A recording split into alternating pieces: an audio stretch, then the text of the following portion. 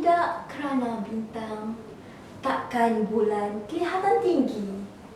Kalau tidak kerana Tuhan, takkan saya berada di sini. Datang bahtera dari Medan, singgah sebentar di laluan Kerai. Salam Malaysia Madani saya hulurkan, buat warga Dewan pembuka tirai. Bismillahirrahmanirrahim. Assalamualaikum warahmatullahi wabarakatuh dan salam perpaduan. Terima kasih Tuan Pengerusi Majlis, barisan panel hakim yang arif lagi bijaksana, penjaga masa yang setia dengan masanya, seterusnya hadirin pewaris bangsa yang saya muliakan. Berdirinya saya di pentas perdana ini dengan penuh iktizam ingin menyampaikan sebuah pidato yang bertajuk Jati Diri Asas Kecemerlangan Pelajar. Jati diri asas kecemerlangan pelajar. Begitu indah bunyi madu pidato yang bakal saya sajikan buat santapan warga Dewan. Justru, marilah menghayati idea pidato saya yang tersurat maupun tersirat. Warga Dewan yang saya muliakan, menurut Kamus Dewan edisi keempat, jati membawa maksud asli, tulen dan murni. Diri pula membawa maksud orang atau perseorang manusia yang mempunyai tubuh badan yang lengkap. Jati diri dapat membezakan seseorang individu dan individu yang lain.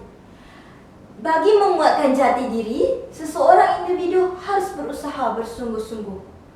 Warga Dewan yang saya muliakan, indikator pertama saya di bawah lembayung kata perwatakan mempengaruhi jati diri. Perwatakan mempengaruhi jati diri. Perwatakan mempunyai dua, iaitu perwatakan nampak dan perwatakan tidak nampak. Perwatakan nampak seperti pemakaian, manakala perwatakan tidak nampak membabitkan emosi yang datang dari latar belakang keluarga yang berbeza. Perwatakan itu akan menentukan seseorang individu yang datang dari keluarga, etnik, bangsa dan agama yang berbeza. Sebagai contoh, baju kebangsaan tidak membabitkan emosi dan perwatakan. Semua individu berhak memakai pakaian kebangsaan. Bagi menguatkan jati diri, individu tersebut harus mengamalkan interaksi secara sopan, terutama sekali bertutur bersama rakan dan orang tua. Jika di kampung, individu boleh mengamalkan berinteraksi secara sopan, tidak kira di mana jua berada. Institusi-institusi boleh mengadakan program memakai baju kebangsaan, tidak mengira waktu dan hari. Warga Dewan yang saya muliakan, indikator kedua saya di bawah lembayung kata penyimbangan peribadi membentuk jati diri pelajar cemerlang. Globalisasi yang bercanggah dengan jati diri telah menggugat usaha membentuk pelajar cemerlang. Justru, kefahaman jati diri harus diterapkan dalam masyarakat, terutama sekali generasi muda, agar mereka mampu memahami dalam pelbagai aspek sekalipun. Sebagai contoh, jati diri pada masa kini semakin terpinggir. Mereka sering mengidolakan hedonisme tanpa mengenal baik, buruk dan asal-usul. Mereka dilihat tidak mempunyai jati diri yang kukuh. Jati diri bukan terletak pada kad pengenalan sahaja. Mereka harus berusaha bersungguh-sungguh dan mendisiplinkan diri. Warga Dewan yang saya muliakan, indikator ketiga saya, semangat patriotik dalam membentuk jati diri.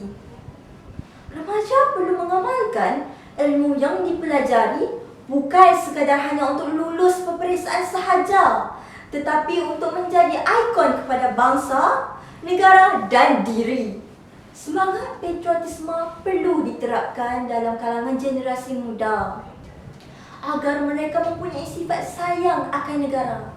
Selain itu, tokoh-tokoh cendekiawan sering berkata, guru yang benar adalah sejarah. bukan mudah bagi mendaulatkan sesebuah negara. Generasi muda perlu mengenali tokoh-tokoh sejarawan. Antara tokoh-tokoh sejarawan ialah Mat Kilau, Datuk Pahaman, Datuk Maharaja Lela dan lain-lain lagi. Ibu bapa juga memainkan peranan yang penting. Mereka boleh membawa anak-anak melawat ke kawasan-kawasan bersejarah seperti muzium yang menyimpan pelbagai khazanah sejarah. Antara khazanah sejarah adalah pakaian istana, keris-keris yang digunakan oleh Mat Kilau, Datuk Pahaman, Datuk Maharaja Lela dan lain-lain lagi. Sebelum saya mengakhiri kalam, indikator terakhir saya, individu berintelektual membentuk jati diri kecemerlangan pelajar. Individu yang mempunyai ilmu mampu membezakan baik, buruk dan perkara negatif. Individu yang berintelektual mampu mengimbangi ilmu sekular dan ilmu keagamaan. Individu yang berintelektual juga akan mengubah pemikiran, pandangan serta pendapatnya. Demikianlah akan terlahirnya generasi yang berakhlak mulia serta berilmu yang tinggi.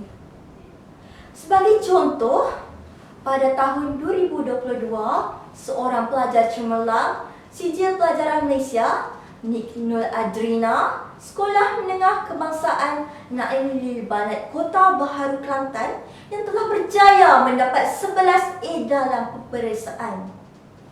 Percaya akan sikap sabar dalam menuntut ilmu amat penting bagi mengharungi onak duri pada masa akan datang. Individu tersebut bukan sekadar hanya mengharumkan nama sendiri, malah individu tersebut mampu mengharumkan nama negara di persada antara bangsa.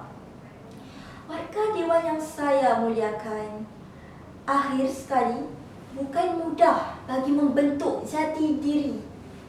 Semua masyarakat perlu berganding bahu dan bertekad serta berazam untuk membangunkan generasi muda pada masa kini. Mereka harus berganding bahu agar negara kita mampu berdiri sama tinggi dan duduk sama rendah dengan negara-negara maju yang lain. Percayalah, asas inilah akan membuatkan negara menjadi lebih terbilang. Ekonomi negara juga mampu meningkat.